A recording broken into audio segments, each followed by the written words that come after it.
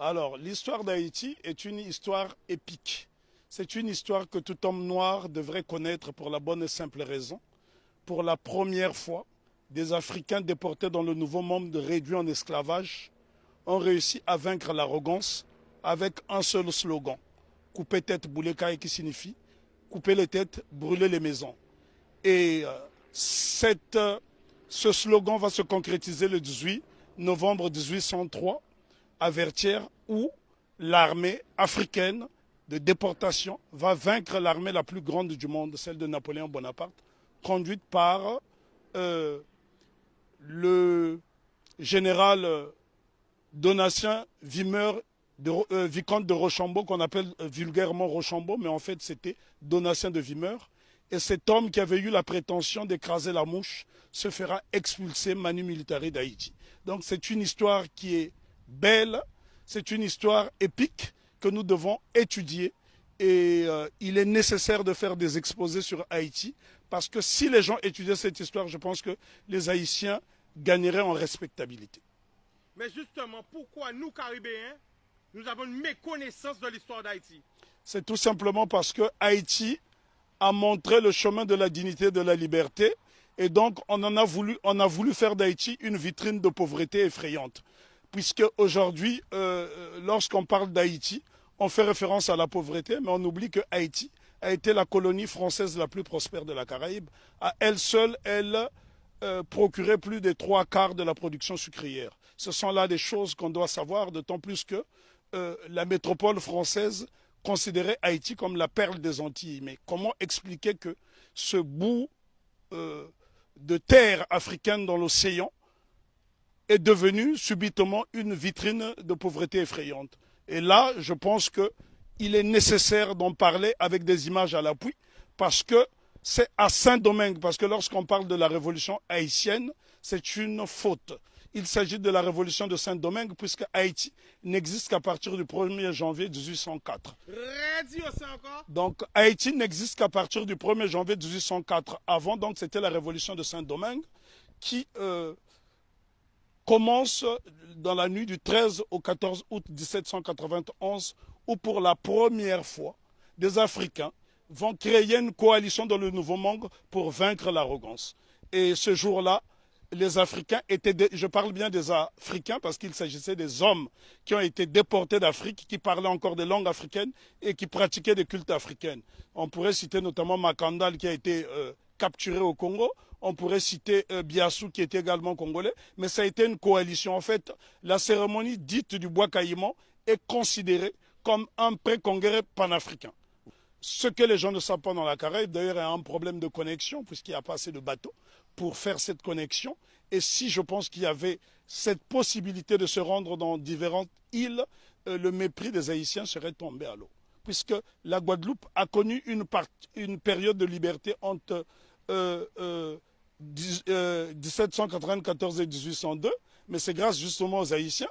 Une année auparavant, les Haïtiens se sont affranchis. Parce que souvent on dit qu'on a libéré les esclaves en Haïti. Les Haïtiens n'ont jamais été libérés. Ils se sont affranchis tout seuls avec la machette. Donc voilà pourquoi Non, mais les Haïtiens sont les premiers Africains déportés dans la Caraïbe qui ont brisé les chaînes de l'oppression. Nous devons savoir que Haïti a eu pour vocation de libérer toutes les nations opprimées. Ce qu'on ne dit pas assez souvent, lorsque la Grèce a été dominée par les Ottomans, au milieu du 19e siècle, ce sont les Haïtiens, sous la présidence de Jean-Pierre Boyer, qui ont libéré la Grèce. Et ce sont des choses qui n'apparaissent pas dans les manuels scolaires. Une autre information inédite, c'est grâce à la voix d'Haïti que l'État d'Israël a été créé en 1948. Donc ça, ce sont des choses que les gens doivent savoir. Haïti a été le pays le plus démocratique du monde, puisque toute personne qui arrivait sur le sol haïtien était considérée comme nègre. Donc tous les opprimés de la planète trouvaient refuge en Haïti. Et ce pays est devenu aujourd'hui une vitrine effrayante de la pauvreté. Je suis obligé d'insister sur le mot de vitrine parce qu'il a subi un blocus qu'aucune nation n'avait subi. Imaginez-vous qu'une petite île comme Haïti a été victime du syndicat des empires coloniaux qui était constitué du Danemark, de la France, de l'Espagne, de l'Angleterre, des États-Unis d'Amérique, de la Hollande, de la Suède, parce que toutes ces nations ne voulait pas voir une nation indépendante nègre. Et souvent on dit de Haïti que ça a été la première république nègre. Non, Haïti n'a jamais été une première république nègre, ça a été un empire africain reconstitué puisque l'empereur Jean-Jacques Dessalines va se faire couronner empereur Jacques Ier. Donc c'est la noblesse africaine. Attends. Ben, en tout cas, il y a beaucoup de choses à dire sur Haïti. Haïti est un modèle de fierté et de dignité. Ce sont les Haïtiens qui ont montré à la race noire tout entière ce que c'est que la dignité. Pour la bonne et simple raison, c'est en 1993 ans après la révolution de Saint-Domingue, celle-ci va inspirer les Éthiopiens qui vont être conseillés par un digne fils d'Haïti du nom de Benito Sylvain, qui sera élevé au titre de jazz match par l'empereur Ménélique II. Lorsqu'on parle de la bataille d'Adoua, ce qu'on oublie de mentionner, c'est que l'empereur Ménélique II, qui a mis fin à l'impérialisme sur le continent africain, en tout cas c'est lui qui a signé l'acte de décès de l'impérialisme sur le continent africain le 1er mars 1896, 93 ans après la révolution de Saint-Domingue, c'est un Haïtien du nom de Benito Sylvain qui le conseille. Donc ce sont des choses à savoir et à intégrer. Je souffre de voir que les Haïtiens sont la risée du monde dans la Caraïbe, alors qu'ils sont ceux qui nous ont montré la voie de la rédemption. Donc respect, big respect à Haïti. En tout cas, je me sens haïtien. Moi aussi. Alors pourquoi justement nous avons, nous tout près comme ça d'Haïti, on a cette méconnaissance de l'histoire? C'est tout simplement parce qu'on a isolé la Guadeloupe et la Martinique pour ne pas que l'exemple d'Haïti fasse tache d'huile dans la Caraïbe. Voilà la crainte. Parce que Haïti a été une nation prospère. Il faut visiter Haïti pour se rendre compte. Lorsque vous voyez Haïti, Haïti est avant tout le symbole du panafricanisme, puisque le second chef d'État d'Haïti, c'est l'empereur, plutôt le roi Henri Christophe, qui était originaire de Grenade. Donc Haïti a eu pour chef d'État un homme de la Grenade et qui a été l'un des principaux bâtisseurs, qui a créé le palais de la Monnaie, qui a bâti 15 châteaux, qui a bâti 4 forteresses, notamment la citadelle Henri, qui est le plus grand fort des Amériques. Et ce bâtiment est tellement beau qu'il faut le voir depuis le ciel pour en apprécier, l'ouvrage d'art que c'est. Parce que n'oubliez pas que deux édifices essentiellement ont défié le temps. La citadelle Henri et le palais de Sans Souci, qui avait 365 portes et fenêtres. Ça veut dire que le roi Henri Christophe pouvait se permettre d'ouvrir une porte, une fenêtre par jour pendant toute l'année. Et c'est pour vous dire à quel point, et les architectes étaient tous noirs. Si vous allez par exemple dans la ville de Kenskoff, vous trouverez le fort Alexandre et le fort Jacques qui sont reliés par un tunnel et c'est à 1200 mètres d'altitude.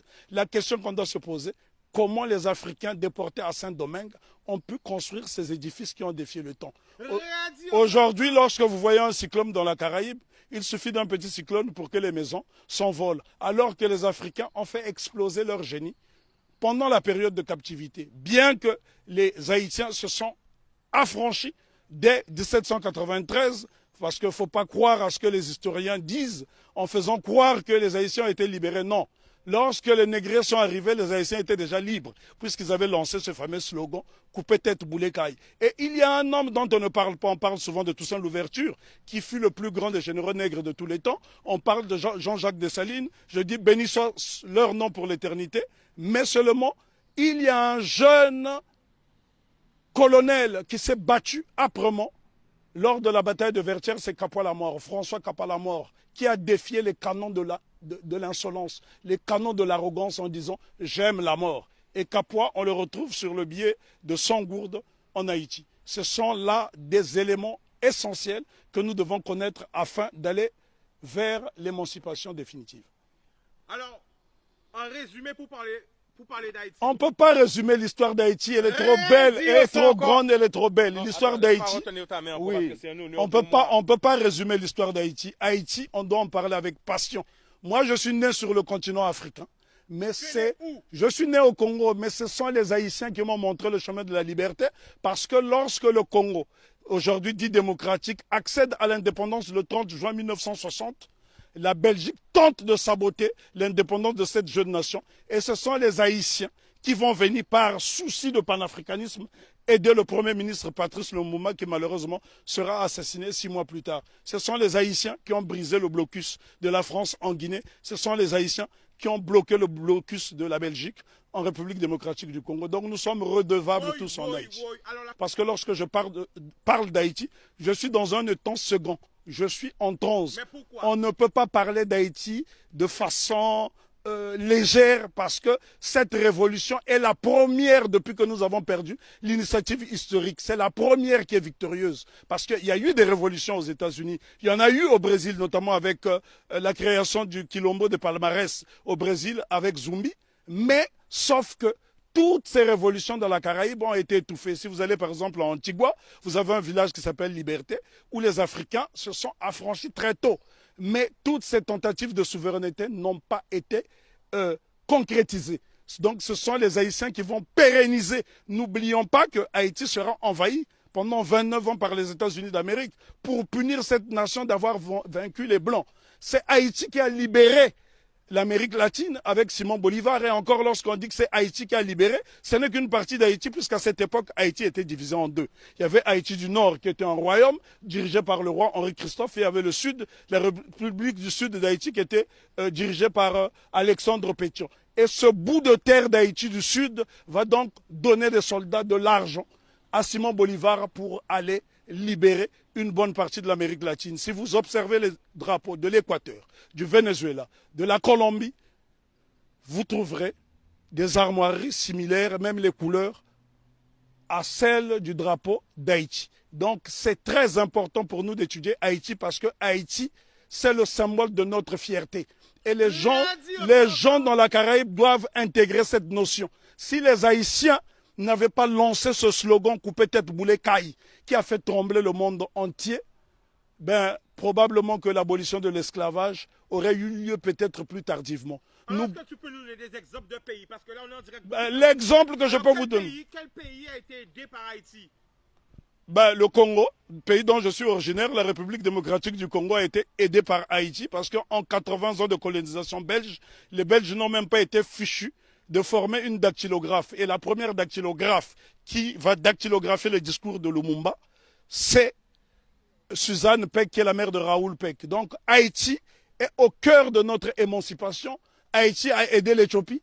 Haïti a aidé la Grèce de se libérer. Là, je vous parle de l'Europe. Haïti a aidé la Guinée. Haïti a toujours été au cœur de notre lutte.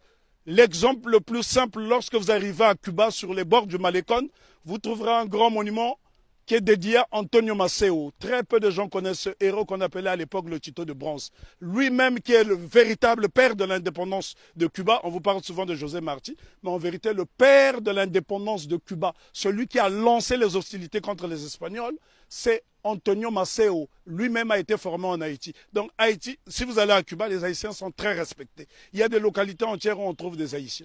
Il n'y a que dans la Caraïbe francophone où on voit ce mépris. La raison est que Haïti a vaincu le maître. Et quand on a vaincu le maître, les serviteurs finissent par avoir la haine de celui qui a vaincu le maître. Parce qu'on ne peut pas comprendre que les Haïtiens et les Guadeloupéens ont le même patrimoine génétique et que ces mêmes frères et sœurs de cette partie de la Caraïbe puissent avoir du mépris pour les Haïtiens. Les Haïtiens sont ceux-là qui incarnent la noblesse. Lorsqu'on parle de la pyramide, ceux qui sont au sommet de la pyramide, ce sont les Haïtiens et puis les Éthiopiens parce qu'ils ont été des nations invincibles. Imaginez-vous que les Haïtiens ont combattu une armée motorisée rien qu'avec des armes rudimentaires. Au point où Maitland, gouverneur britannique de la Jamaïque, viendra supplier Toussaint Louverture de lui remettre un bateau. Haïti avait l'une des armées les plus puissantes d'Amérique. Et c'est un Haïtien du nom de Jean-Baptiste Pointe du Sable qui crée la ville de Chicago, qui est l'une des plus grandes villes des États-Unis d'Amérique. Donc Jean-Baptiste Pointe du Sable, un nègre d'Haïti. Et lorsque vous arrivez dans la ville de Chicago, vous trouverez son buste à l'entrée de la ville. Si les Américains reconnaissent les Haïtiens comme étant des précurseurs, et d'ailleurs, je voudrais ici ajouter une information que la plupart des gens ignorent. Si la Louisiane a été vendue aux États-Unis d'Amérique, ce n'est que la conséquence de la bataille de Vertières. Parce que Napoléon Bonaparte avait peur qu'il y ait une contagion en Louisiane. Voilà pourquoi la Louisiane sera vendue aux États-Unis d'Amérique, ce qui lui permettra de doubler sa superficie. Donc ce sont les Haïtiens qui ont permis aux États-Unis d'Amérique d'avoir une grande superficie. Et on ne remerciera jamais assez Haïti d'incarner cette résistance. Pourquoi Haïti est-on détesté? Pourquoi les Haïtiens sont haïs par les siens? Pour la bonne et simple raison que cette nation incarne l'Afrique dans la Caraïbe. Or, que lorsque les négriers déportent les Africains ici dans le Nouveau Monde, le but c'est de les désafricaniser.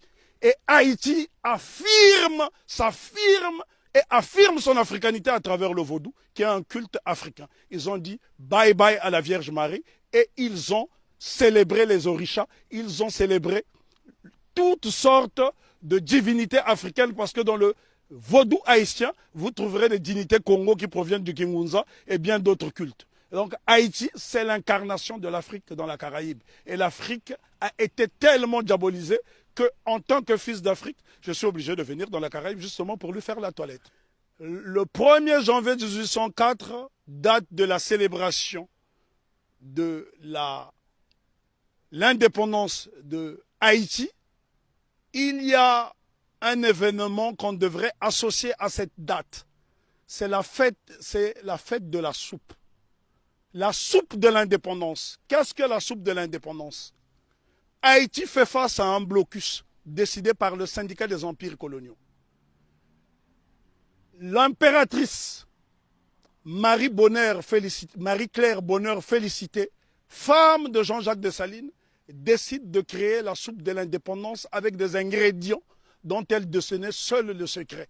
Ces ingrédients permettaient aux Haïtiens qui, pendant la période de famine, de résister et de ne pas perdre des calories. Donc ça, ce sont des choses à savoir. Il y a un savoir scientifique en Haïti qui étonne encore le monde. C'est en Haïti que les Africains ont produit les plus beaux édifices depuis la chute de l'Égypte. Je répète, c'est sur la terre sacrée d'Haïti que les Africains ont réalisé les plus beaux édifices depuis la chute de l'Égypte. Pourquoi nous a formaté, je dirais plutôt, à avoir peur du vaudou? Pour la bonne et simple raison, parce que les cultes africains ne sont pas prosélytes. Et ces cultes ont permis justement aux marrons de résister et les cultes africains ont survécu dans toute la Caraïbe, pas seulement en Haïti. Si vous allez par exemple en Jamaïque, il y a le Pacomania, c'est un culte typiquement africain. Allez en Dominique, vous trouverez ces cultes africains. Le problème est que les gens ne s'intéressent pas à ces cultes. Lorsque vous voyez par exemple le Grappa à Congo qui sera célébré après-demain à Cap-Esther par la famille Massembo, ce sont des postes de résistance africaine dans la Caraïbe. Et dire simplement à mes frères et sœurs de la Caraïbe que n'ayez pas peur d'Haïti, faites-en une source parce que l'eau qui provient de la source haïtienne est intarissable et cette eau est tellement limpide qu'elle nous permettra d'avoir une vision claire et nette. Nous ne pouvons pas juger Haïti à travers des lunettes du négrier.